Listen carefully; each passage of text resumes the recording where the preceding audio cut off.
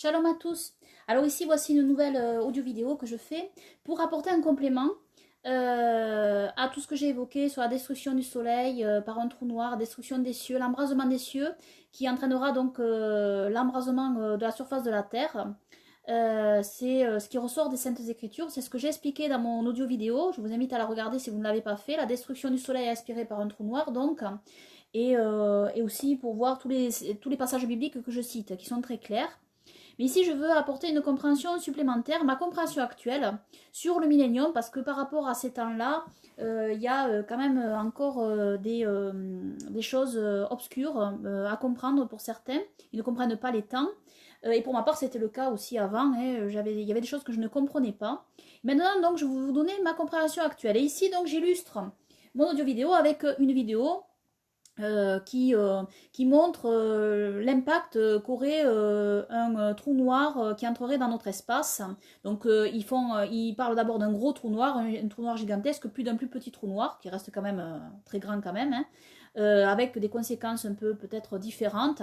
Donc ce qu'on constate, alors là ici il montre la destruction de la Terre, ce qui ne sera pas le cas, l'annihilation complète de la Terre, alors que la Terre sera brûlée en surface. Hein.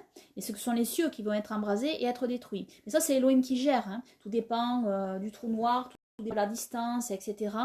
Donc voilà. Mais ici, ce qui est très intéressant, c'est qu'on voit que les conséquences d'un trou noir sont ce qui est indiqué dans les Saintes Écritures. Chute de météorites, donc destruction du soleil, la lune ne donnera donc plus sa lumière, puisque la lune reflète la lumière du soleil, des tremblements de terre, des tsunamis gigantesques, un véritable cataclysme, la terre brûlée. Donc on voit ici toutes les conséquences d'un trou noir qui correspondent en fait avec ce qui est décrit dans les Saintes Écritures. Et donc, je vais vous expliquer ma compréhension donc, sur le millénium par rapport à tout cela. Donc, le millénium a lieu après la destruction des cieux et de la terre par le feu. Relire le livre de l'Apocalypse pour voir que le cataclysme final a lieu au 6e sceau. Relire aussi l'apôtre Pierre qui parle de la destruction des cieux et de la terre par le feu au retour de notre Seigneur Sauveur Yahushua. De même, le livre d'Enoch dit qu'au retour de notre Seigneur Sauveur Yahushua, qui est l'élu d'Élohim, alors toutes les montagnes fondront sous ses pieds. Pour que toutes les montagnes fondent, c'est de la roche, hein, il faut une chaleur intense, hein, donc la terre sera détruite par le feu. Nous voyons aussi que lors du cataclysme, certains de ceux des nations qui sont non sauvés se cacheront dans les montagnes. Et selon ma compréhension, il y aura des survivants à la destruction de la terre, mais ceux-ci vivront terrés et ils devront ensuite monter à la Nouvelle Jérusalem pour venir à la lumière de Yahweh et pouvoir se prosterner devant lui, sachant aussi que tout le reste de la terre sera couvert de ténèbres. Et ce sont les ténèbres du dehors, ces ténèbres-là. À mon sens, c'est comme ça que je le comprends. Hein. Je comprends que ce sera donc les ténèbres du dehors.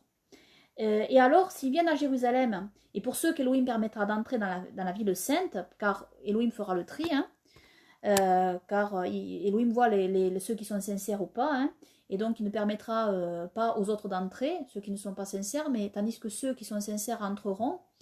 Ils auront accès à l'arbre de vie et à la source des eaux vives, et donc aussi, par leur repentance, à la vie éternelle.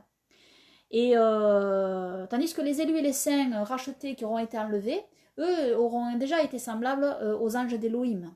Hein. Tandis que les autres, ils seront mortels, ils auront survécu, et ils devront donc se rendre à la Nouvelle Jérusalem pour avoir accès à l'arbre de vie et venir en la présence de Yahweh notre Elohim, se repentir, se prosterner, et donc être sauvés, hein, avoir accès à la vie éternelle aussi.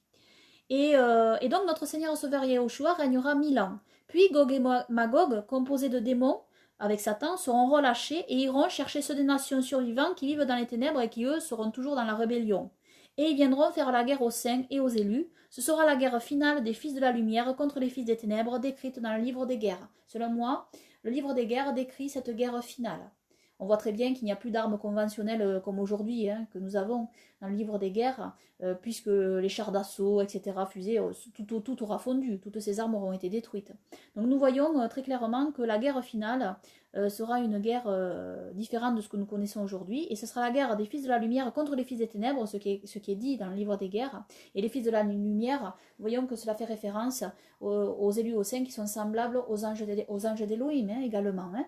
On peut voir aussi cela. Hein. Et les fils des ténèbres sont les fils de Bélial. Hein. Et les fils de la lumière sont les fils de notre Seigneur Sauveur Yahushua et de Yahweh notre Elohim. Et ensuite, la victoire finale appartiendra à Yahweh notre Elohim, à notre Seigneur et Sauveur Yahushua pour l'éternité. Que ce jour glorieux vienne. Amen. Amen. Donc, voici ce que je pouvais apporter comme complément. Voici ma compréhension actuelle. Alors, je n'ai pas la compréhension de tous les détails, mais disons que c'est une compréhension globale et générale que je vous donne ici. Donc voilà. Que toute la gloire, les honneurs, l'adoration, les louanges et les remerciements reviennent seulement à Yahweh Yehovah, notre Elohim, notre roi, et à notre Seigneur et Sauveur Yahushua, notre Elohim et notre roi, les lui cachés en Elohim depuis toujours, et que son règne glorieux vienne. Amen.